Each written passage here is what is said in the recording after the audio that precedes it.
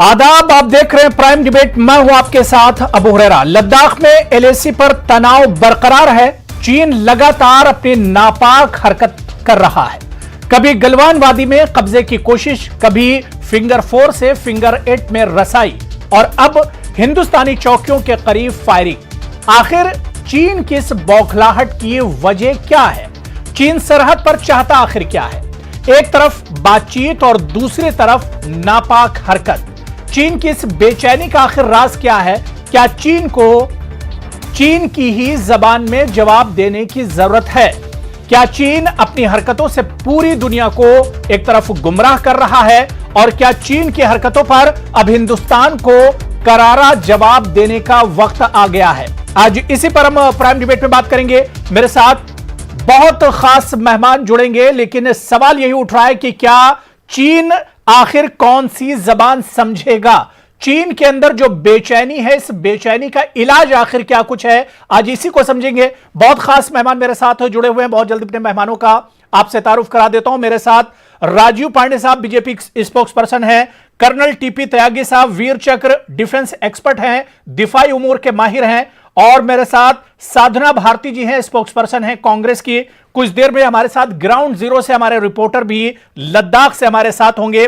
वहां की current situation जो है उसे भी हम जानने की कोशिश करेंगे। तमाम मेहमानों का बहुत इस्तकबाल है न्यूज़ 18 उर्दू में। मैं सबसे पहले कर्नल टीपी त्यागी साहब आपसे शुरुआत करना चाहूंगा। कर्नल टीपी त्यागी साहब, जो हरकतें चीन कर रहा है लगातार पिछले 3-4 महीनों से, आखिर चीन चाहता क्या है? चीन जो चाहता था वो कार्यक्रम प्रारंभ हो चुका है।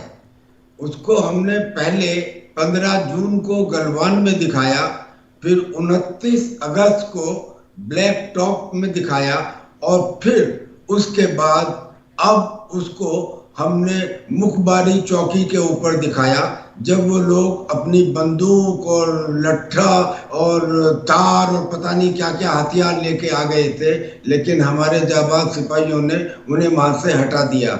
चीन दरअसल चाहता ये है कि चुशूल में, मैं हर जगह अलग अलग है उसकी चाहत, लेकिन चुशूल की जो बाउल है वो उस पे कब्जा करना चाहता है। और अब स्थिति ये है कि अगर चीन सिर पटक के मर जाए तो मर जाए, लेकिन चुशूल पे उसका कब्जा नहीं हो सकता। चुशूल का एक स्ट्रेटेजिक और एक टैक्टिकल महत्व है।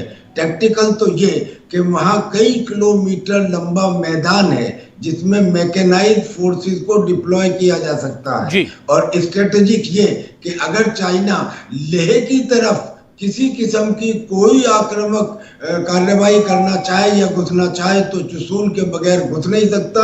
और चुशूल में ब्लैक टॉप, हेमलेट टॉप और गुरंग हिल्स, जितनी भी आसपास की चोटियां हैं उनकी रिज का मतलब होता है ऊंचे पहाड़ों की चोटियों को मिलाने वाली लाइन। उसके ऊपर हमारा डिप्लॉयमेंट ऐसा हो चुका है कि अब चाइना की जो मोल्डो मिलिट्री गैरिजन है, जहां उनके स्टोर, डिपो और टैंक कंसंट्रेशन हैं, उसके ऊपर हमारा स्वीपिंग डोमिनेंस है। यानी कि अब वो इसमें बिल्कुल, यानी लगातार चीन हरकत कर रहा है और इसी को लेकर अब हिंदुस्तान भी कहीं ना कहीं एक तरह से तैयार है। मुंहतोड़ जवाब देने के लिए हिंदुस्तान तैयार है। मैं कर्नल टीपी त्यागी साहब आपके पास आऊंगा। इस वक्त ग्राउंड जीरो से लद्दाख से हमारे नुमाइंदे संदीप बोल हमारे साथ जुड़ चुके हैं। संदीप, मैं सबसे पहले आपसे ग्राउंड जीरो पर क्या कुछ चल रहा है? आर्मी चीफ ने कहा कि हालात टेंस हैं। एक्सटर्नल जो मिनिस्टर हैं एस जयशंकर ने, उन्होंने कहा कि सिचुएशन बहुत टेंस है। आप क्या कुछ देख पा रहे हैं ग्राउंड जीरो पर? देखिए, अभी फिलहाल हम लोग जहां पे हैं वहां से जो विवादित जगह जो है वो तकरीबन 250 किलोमीटर है। किसी को भी वहां पे मूवमेंट वहां पे नहीं दी जा रही। आप समझ सकते हैं कि उस जगह पे जिस तरीके के हालात बने हुए हैं, कोई सिविलियन गाड़ी उस जगह तक नहीं जा रही है। सभी गाड़ियों को लेह से मैं 20 किलोमीटर पीछे कारू तक ही उनको जाने दिया जा रहा है, उसके आगे नहीं जाने दिया जा रहा है। बात रही अगर वहां की मौजूदा हालात की, तो इस वक्त बहुत जबरदस्त टेंशन है इस वक्त वहां पे। जिस तरीके से कल एक बार फिर से 6 बजे से लेके शाम के 7 बजे के बीच में चीन ने एक बार फिर से, चीन की सेना ने एक बार फिर से वही काम करने की कोशिश की जो कि 29-30 को की 31 को भी की और वही चीज जो है वो कल भी दोहराने की कोशिश की। लेकिन अभी फिलहाल जो है हालात ऐसे हैं कि भारतीय सेना ने पहले तो उनको जो है पीछे खदेड़ दिया, जिसकी वजह से जो है उनको ये नौबत आ गई कि 45 साल में पहली बार ऐसा हुआ कि उनको फायर करना पड़ा, वार्निंग शॉट फायर करना पड़ा। आप समझ सकते हैं कि वहाँ पे स्थिति इस वक्त कैसी है। जिस जगह पे ये कैप्चर करने की कोशिश कर रहे थे, भारतीय सेना पहले से ही उस टॉप पे मौजूद है। बताया जा रहा है कि 2 से 3 दिन के से जो है लगातार वो कोशिश में लगे हुए हैं, लेकिन जब कल उनको खदेड़ा गया, वार्निंग शॉट्स दी गए, शॉट्स चलाए जो है चाइना ने, उसके बाद से अभी 30 से 40 ऐसे चाइनीज सोल्जर हैं जो कि वो बिल्कुल नज़दीक में बैठे हैं उसी पीक के। तो कह सकते हैं कि हो सकता है कि आने वाले दिनों में, या हो सकता है कि कल परसों या 1-2 दिन में एक बार फिर से जो है चीन इस तरीके की कोशिश करे। चीन के साथ सबसे बड़ी समस्या ये है कि एक तो सर्दियां आ गई है, ऊपर से चीन पहले ही ये चाहता था कि जो 1962 के समय पे रिजांगला की तरफ जितनी भी ऐसी चोटियां हैं जहां पे कि चीन और भारत ने अपनी सेनाएं कभी नहीं भेजी 1962 के बाद, उन पर बैठकर जो है वो एक एडवांटेज पोजीशन लेना चाहता था। लेकिन भारतीय सेना ने अपनी तरफ से बिल्कुल, यानी चीन की नियत एक तरह से साफ नहीं है। चीन की नियत में ही एक तरह से खोट है। मैं राजीव पांडे साहब आपके पास आना चाहूंगा। राजीव पांडे साहब, पिछले कुछ दिनों से, पिछले कुछ महीनों से लगातार हम देख रहे हैं कि चीन चढ़ता हुआ जा रहा है। आखिर ये नौबत क्यों आ रही है? जो बात अपोजिशन और कांग्रेस खासतौर से उठा रहे हैं कि हिंदुस्तान खुलकर जवाब नहीं दे रहा है, शायद इसी वजह से चीन का कहीं ना कहीं एक तरह से मनोबल बढ़ता जा रहा है, इसी वजह से लगातार हरकत कर रहा है चीन। देखिए अबू जी, आपने 2-3 सवाल एक साथ पूछ लिए। सबसे पहले आपने कहा कि चाइना ऐसा क्यों कर रहा है, इसके बाद भारत सरकार का रिस्पॉन्स क्या है जी, और ग्राउंड सिचुएशन क्या है। देखिए चाइना ऐसा क्यों कर रहा है उसको देखने के लिए आपको पूरा जियोपॉलिटिक्स देखना पड़ेगा कि चाइना एक ऐसा देश उभर रहा है जो अपने आस पड़ोस के जितने भी कंट्रीज हैं उनके साथ उनका विवाद है और वो हर जगह अपनी दादागिरी दिखाने की कोशिश करता है। इवन इस 3 महीने में उसने रसिया के भी 1-2 तो उसकी शहर के बारे में बोल दिया कि ये तो हमारा है। जापान से डिस्प्यूट है, ऑस्ट्रेलिया से उनके इतने बड़े डिस्प्यूट हो गए कि उन्होंने almost point of no return है। अब फिलीपींस ने कहा कि अगर आपने हमारे साथ कुछ किया तो हम अमेरिकन नेवी को बुलाएंगे क्योंकि हमारा एग्रीमेंट है। वियतनाम के साथ आपको पता है। अब है कि भारत के साथ जो कर रहे थे उनको आदत थी पहले की। 2013 में 28 किलोमीटर अंदर आकर के बैठ गए थे। तब क्या होता था कि भारत की सरकार ने कोशिश की कि देखिए जितने भी हमारे पड़ोसी हैं हम उनके साथ सही तरीके से, इसीलिए शुरुआत के दौर में पाकिस्तान के साथ भी मोदी जी की जो सरकार है वो कही कि हम बातचीत करके करेंगे, उन्होंने नहीं माना। राजीव पांडे साहब पानी सर के ऊपर जा रहा है। राजीव पांडे साहब, राजीव पांडे साहब, पानी सर के ऊपर जा रहा है। क्या अभी भी सब्र किया जाएगा? क्या अभी भी बातचीत का दौर चलेगा? सुब्रमण्यम स्वामी साहब का बयान आपने पढ़ा होगा।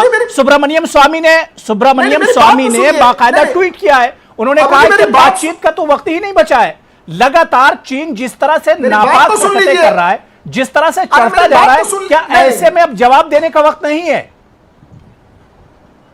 मैं साधना आ रहा हूं। नहीं, मैं आपको जवाब दे रहा हूं ना, बीच में तो 1 मिनट में खत्म नहीं। जी, मेरा कहना है तो इसी प्रकार से चाइना के साथ हुआ।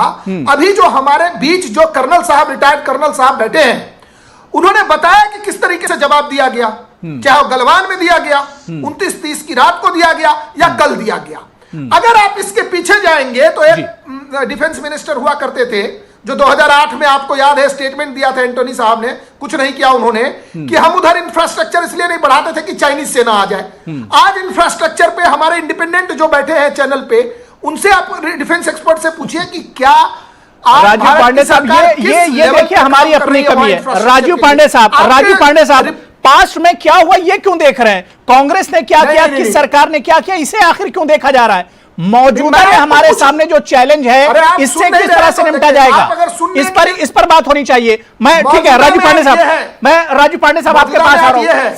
साधना भारती को भी मैं डिबेट में जोड़ लेता हूं। साधना भारती जी, जिस तरह से राजीव पांडे साहब बता रहे हैं कि जवाब दिया जा रहा है, गलवान में जवाब दिया गया, इसके अलावा फिंगर 4 से फिंगर 8 तक चीनी फौजी पहुंच गए और जवाब दिया गया। क्या आपको लगता है कि हिंदुस्तान जवाब दे रहा है? और क्या आपको लगता है कि हमारी सरकार जितना संजीदा होना चाहिए उतनी संजीदा है?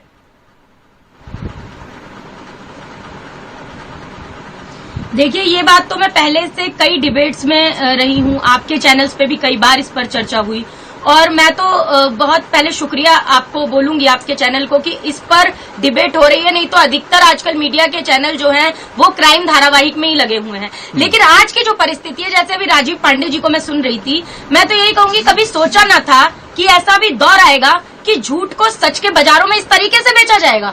ये 2013 की अगर बात कर रहे हैं, देखिए पहले तो इसमें सरकारों की बात कतई नहीं होनी चाहिए। कांग्रेस की राष्ट्रीय प्रवक्ता होने के नाते जिम्मेदारी से आज भी कह रही हूँ, हर बार कहती हूँ कि हम भारतीय भूभागीय अखंडता के लिए सरकार के साथ खड़े हैं, हम इसमें कांग्रेस और भाजपा नहीं देखेंगे। लेकिन ये जो कह रहे हैं 2013 की बात, अगर आप डेप्सांग की बात कर रहे हैं राजीव जी, तो आपको ध्यान होगा हमने खदेड़ा था। आज की आप बताइए मुझे, मैं शुरुआती दौर से जाऊंगी। पहले प्रधानमंत्री जी हमारे कहते हैं कोई नहीं घुसा, फिर कहते हैं कोई घुसपैठ नहीं हुई, फिर विदेश मंत्रालय एक डॉक्यूमेंट जारी करता है, उसमें कहते हैं कि उल्लंघन हुआ, फिर रक्षा मंत्री कुछ और कहते हैं। अब इन्होंने कहा पहले 5 युवक जो अगवा हुए हैं उस पर पहले कोई बिल्कुल चुप्पी साधी हुई थी, फिर किरण रिजिजू जी ने खुद आके कहा कि नहीं 5 युवकों को अगवा किया हुआ है। हमारी सेना कह रही है कि ये उल्लंघन करने का काम कर रहे हैं, घुसे चले आ रहे हैं। और इन्हीं के अरुणाचल प्रदेश के अध्यक्ष रहे तापिर गाव, जो लोकसभा के सदस्य भी रहे, उन्होंने लोकसभा में भी उठाया और उन्होंने इंटरव्यू दिया एक एसएमएस चैनल को और बताया कि कितने किलोमीटर के एरिया में। ठीक है, साधना जी बात हो गई, राजीव पांडे जवाब दे रहे हैं, उसके बाद मैं संदीप आपके पास भी आ रहा हूं, मैं कर्नल टीपी त्यागी साहब आपके पास भी आ रहा हूं। राजीव पांडे जी आप जवाब देना चाह रहे हैं, बहुत बहुत मुख्तसर में। देखिए, बिल्कुल, देखिए बहुत देखिए, ऐसा है कि इन्होंने कहा, मैंने कहा कि इंडिपेंडेंट जो आपके चैनल पे डिफेंस एक्सपर्ट साहब बैठे हैं, सरकार का जो विल है ना उससे डिसाइड होती है आर्मी का एक्शन। आर्मी तो हर समय तैयार थी और आज भी तैयार है। क्या पूरी दुनिया सवाल तो राजीव पांडे जी यही है कि हमारे जवान अपनी जान दे रहे हैं, लेकिन सरकार इस पर संजीदा नहीं है। हमारे 20 जवान शहीद हो गए, इससे बड़ा नुकसान क्या होगा राजीव पांडे साहब?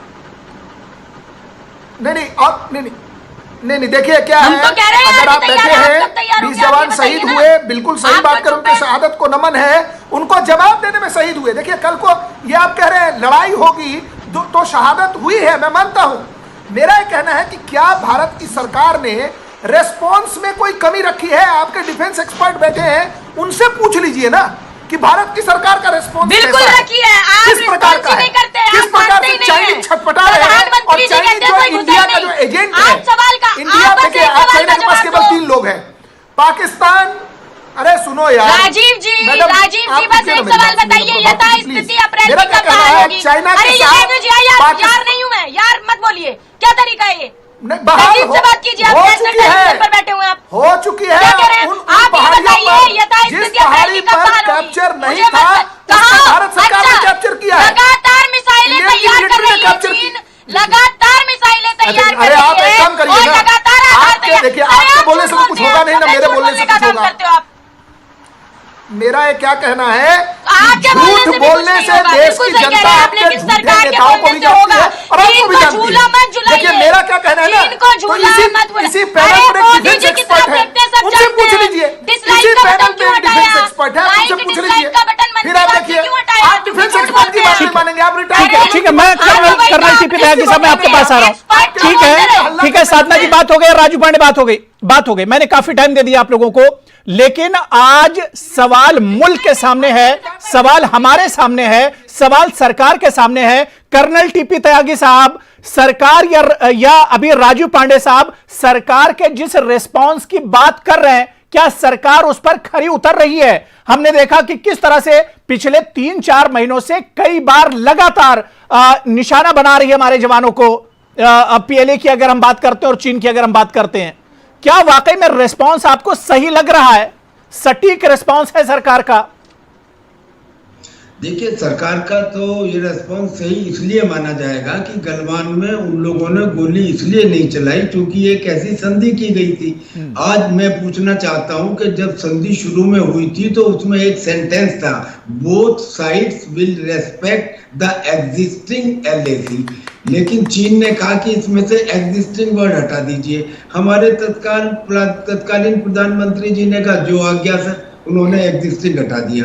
तो ये तो पहले से मालूम था कि चाइना इसके अंदर अपनी घुसपैठ करेगा, और यही कारण था कि 2013 तक 6,500 स्क्वायर किलोमीटर जमीन जो चाइना ले चुका था अपनी इसी आदत से कि वो घुस जाए 2 कदम। सर सुनिए पहले, अभी अगर मुझे बोलने सुन लीजिए आप लोग, सुन लीजिए कर्नल टीपी त्यागी साहब को बहुत तजुर्बा और अपने तजुर्बे से वो चीजें रख रहे हैं। सुन लीजिए आप लोग, मैं फिर आ रहा हूं, दोबारा से आ रहा हूं। संदीप मैं आपके पास जा रहा हूं जी। अच्छा, आज ही एक बात पूछता हूं कि पेंगोंग लेक के नॉर्दर्न बैंक के ऊपर जो बफर जोन था उसमें चाइना आ गया, और नॉर्दर्न पेंगोंग लेक के साउदर्न बैंक पे जो बफर जोन है उसमें हम आ गए, तो ये बराबर हो गया।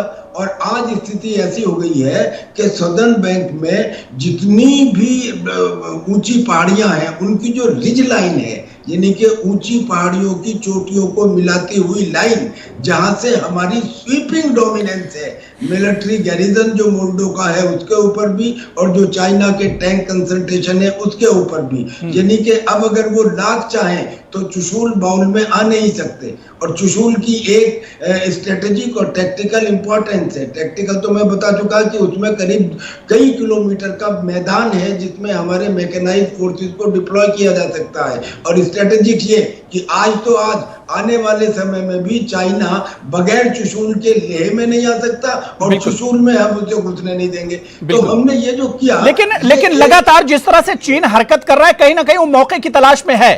चीन मौके की तलाश में है कि कहीं पर गलती हो और वो एक तरह से उस पर अटैक कर दे। मैं संदीप जी आपके पास आना चाहूंगा। संदीप मैं 2 चीजें समझना चाह रहा हूं। एक तो ग्राउंड जीरो के हालात, जिस तरह की खबरें आ रही कि हालात बहुत टेंस है, हमारी आर्मी चीफ ने भी यही चीज कही है। लेकिन दूसरी चीज मैं ये समझना चाह रहा हूं कि चीन बार बार इस तरह की हरकत आखिर कर क्यों रहा है। एक तरफ बातचीत भी हो रही है, आर्मी लेवल पर भी बातचीत चल रही है, गवर्नमेंट लेवल पर भी बातचीत चल रही है, लेकिन चीन अपनी हरकतों से बाज आखिर क्यों नहीं आ रहा है संदीप? देखिए, चीन की नीति की बात करें तो विस्तारवाद नीति पे है, जो सबको पता है। वो अपनी, अगर हम लोग बीजिंग की बात करें, बीजिंग के चारों तरफ का इलाका जो है, जितने भी पूरा चाइना है उसका 50% से ज़्यादा इलाका तो दूसरे देशों को कब्जा करके किया है उसने। तो ऐसे में उसकी एक नीति तो ये है कि उसको कब्जा करना है किसी भी तरीके से। दूसरा ये है कि हालात जिस तरीके के वहाँ पे बने हुए हैं उससे ये साफ नज़र आ रहा है कि चीन लगातार जो है उन इलाकों में अपनी नज़र अब भी गड़ाए हुए हैं जो कि भारत के हिस्से हैं, लेकिन वो मानता है कि उनके हिस्से हैं। वो पुरानी रीति जो है, जो पुराने नियम कानून जो है, जो चाइना अपने हिसाब से बना के चल रहा है, उसी को आज की तारीख में भी इम्प्लीमेंट करने की कोशिश कर रहा है। चूँकि अभी फ़िलहाल की हालत ये है कि टेंशन लगातार बनी हुई है। टेंशन सिर्फ इसी वजह से है कि भारतीय सेना ने जिस तरीके से उनको जवाब दिया, ये जो है उसको हजम नहीं हो रहा है, चीन को हजम नहीं हो रहा है। बात करें हम लोग पेंगोंग त्सो की, पेंगोंग त्सो लेक में 1999 में जिस वक्त करगिल की लड़ाई हो रही थी, उस दौरान जो है चाइना ने फिंगर 8 से लेके फिंगर 4 तक रोड बना दी। उसके बाद जो है लगातार जब भी हमारी पेट्रोलिंग जाती थी वो उनको रोकते थे, उनके साथ फेस ऑफ होता था। और लेकिन उसके बाद जिस तरीके से अब 5 और 6 जून को जो है जिस तरीके के हालात बने, मई में जो इस तरीके के हालात बने, उसके बाद से भारतीय सेना को ये साफ लग गया है कि वो जो है चीन अपनी आदतों से बाज नहीं आने वाला है। सलामी स्लाइसिंग नाम दिया जाता है, खुद जो है मौजूदा CDS उन्होंने इस वर्ड का यूज किया था, सलामी स्लाइसिंग, यानी कि बिल्कुल पतली पतली जो है उसकी जो लेयर्स बनाई जाएं। साथ ही जो चीन की जो नीति है वो है इंचिंग फॉरवर्ड पॉलिसी, कि हर इंच में वो आगे बढ़ता है। जब कोई रोकता है तो वो 1 इंच पीछे आ जाता है। राजीव पांडे साहब, ये ग्राउंड जीरो की सिचुएशन है जो संदीप हमें बता रहे, ग्राउंड जीरो की सिचुएशन है। मतलब सिचुएशन इस तरह की है कि अब हमें फिक्र करने की जरूरत है। हाथ पर हाथ धरे बैठे रहे तो बहुत देर हो जाएगी। राजीव पांडे साहब, देखिए अबू जी, अभी रिटायर्ड कर्नल रॉय साहब और संदीप जी ने जो बात कही, दोनों इंडिपेंडेंट हैं, दोनों बीजेपी के प्रवक्ता नहीं है, कि भारत सरकार का रेस्पॉन्स कितना रोबोस्ट है और चाइना क्यों रिएक्ट कर रहा है। जी देखिए, आज से पहले तक चाइना आता था, मर्जी से आता था, मर्जी से जाता था। अब क्या हुआ है कि भारत की सरकार और भारत की जो आर्मी है, सरकार का विल पावर होता है लेकिन एक्शन तो आर्मी ले रही है ना। आर्मी ने जिस प्रकार से एक्शन लिया, और अभी दोनों आदमियों ने जिस तरीके से बताया कि किस प्रकार से भारत की सेना के रिएक्शन की वजह से चाइना बौखलाया हुआ है। और अब देखिए परिस्थिति, अगर भारत की सरकार ने रिएक्शन नहीं किया होता तो चाइना के बौखलाने की क्या जरूरत थी? चाइना का ग्लोबल टाइम्स कहता है कि आप ऊपर इसकी बौखलाहट कब तक चलती रहेगी राजू पांडे साहब? और एक बात बौखलाहट का तो कोई इलाज होगा, इस पर काबू तो पाया जाएगा। हमारे जवान कब तक शहीद होते रहेंगे? कब तक गोलियां चलती रहेंगी सरहद पर? फिर आप वही फिर अबू जी जब तक हमारे बगल में पाकिस्तान है, एलओसी पे गोलियां चलती रहेगी। जब तक चाइना की विस्तारवादी नीतियां बंद नहीं होगी तब तक भी ये मुठभेड़ चलता रहेगा। आप जो खुलकर जवाब नहीं देंगे, खुलकर जवाब नहीं देंगे, कोई आर्मी जवाब खुलकर नहीं देंगे। आप नहीं, क्या खुलकर के, इससे खुलकर के जवाब क्या है? नहीं देखिए अबू जी, इस देश में बहुत सारे लोग हैं जो खुलकर जवाब देने की बात करते हैं, खुलकर जवाब दिया जा रहा है। यह मिलिट्री रेस्पॉन्स है, मिलिट्री लीडर। साधना भारती, क्या माकूल जवाब दिया जा रहा है? जो रेस्पॉन्स है क्या माकूल रेस्पॉन्स है? लेफ्टिनेंट जनरल साहब है, एक तो ये बहुत ही सीरियस इशू है। देखिए लगातार ये देखिए जो हमारे सुरक्षा, एक तो अब राजीव जी बहुत सीरियस इशू है तो इसीलिए सीरियसली सुनिए और सीरियसली बोलिए, चुपचाप सुनिए, मैंने आपको सुन लिया। अब ये हमारे जो बैठे हुए हैं आदरणीय सुरक्षा विशेषज्ञ के तौर पे मैं पूरी तरह सम्मान करती हूँ, लेकिन अभिव्यक्ति की स्वतंत्रता के तहत मैं डिसएग्री भी कर सकती हूँ, इसमें कोई दो राय नहीं। मैं ये कहती हूँ कि ठीक है हम बराबरी से लड़ाई कर रहे हैं, बहुत अच्छी बात है। संदीप जी भी अभी आपके बैठे हुए हैं संवाददाता सामने से बता रहे हैं सारी सिचुएशन को। इनका कहने का क्या मतलब है? ये जो भाजपा के प्रवक्ता कह रहे हैं कि पहले तो चीन चला जाता था, अब जब क्या पूरा घुस के अंदर आ जाएगा तब आप ये कहेंगे कि देखा अब चीन पूरा घुस के अंदर आया लेकिन हम तो एक्शन पे रिएक्शन कर रहे हैं। अरे हर एक्शन का रिएक्शन होता है, लेकिन आप ये बताइए कि समस्या का समाधान तब होगा जब आप समस्या समझेंगे। आप नेपाल से आप आज आंख दिखाने को नेपाल तैयार है, भूटान जो कि पानी रोकता नहीं था, इतने सालों से अच्छे रिश्ते रहे, वो पानी रोकने तैयार हो गया आसाम के कुछ गांव का। पाकिस्तान से तकरार हमेशा बनी रही है, समस्या को समझ गए। पहले तो समस्या सुनने को ही नहीं तैयार हो। कहाँ 62 में चले गए राजू पांडे साहब? स्क्वायर किलोमीटर चला गया, भूल गए, 2013 भूल गए, तो कहाँ जाएंगे? कांग्रेस वाले लेक्चर दे रहे हैं, कहाँ जाए बताइए ना, 62 में नहीं जाए तो कहाँ जाए? ये कांग्रेस भारतीय जनता पार्टी की सरकार में एक इंच भारत की जमीन नहीं कही गई है और जाएगी भी नहीं, लिख के दे रहा हूँ। चीन को झूला झूला रहे, बीच में मत बोला करो राजीव जी, पूरा चीन इन्होंने कैप्चर करवा दिया। एजेंट बनते हैं अभी जाकर के उनके साथ एग्रीमेंट साइन कर रहे हैं। ये कांग्रेस पार्टी है, क्या जरूरत है राहुल गांधी को एग्रीमेंट साइन करने का? किसी और पार्टी का है? देश में कांग्रेस और कम्युनिस्ट चाइनीज एजेंट है, ये मैं बोल रहा हूँ। बड़े तरीके से बता रहा हूँ, इस देश के हर कांग्रेसी और कम्युनिस्ट जो है ना, उनके नेता चाइनीज एजेंट है। राष्ट्रभक्ति ठीक है कर्नल टीपी त्यागी साहब, लास्ट कमेंट। कर्नल टीपी त्यागी साहब, चीन की बेचैनी कब तक बरकरार रहेगी? मसला हल कैसे होगा सर? कुछ मसले का हल निकलेगा कैसे?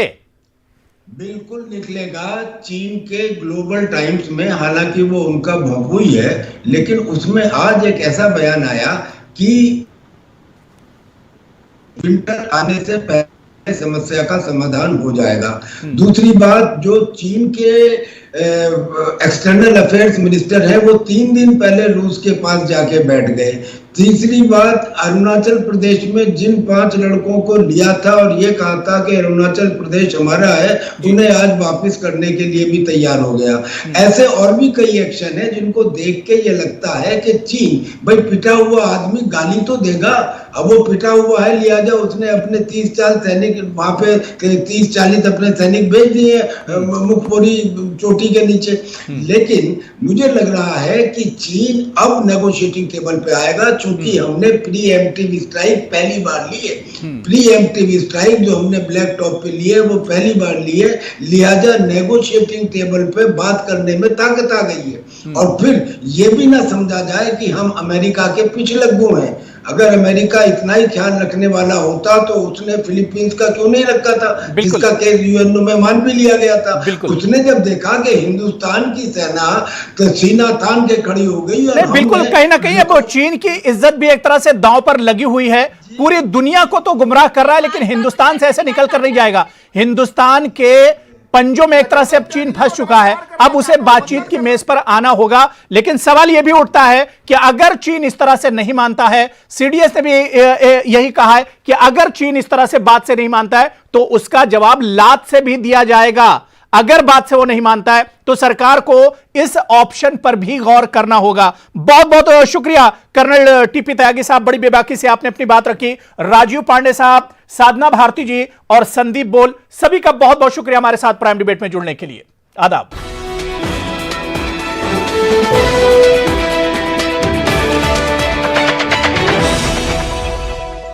This show is co-powered by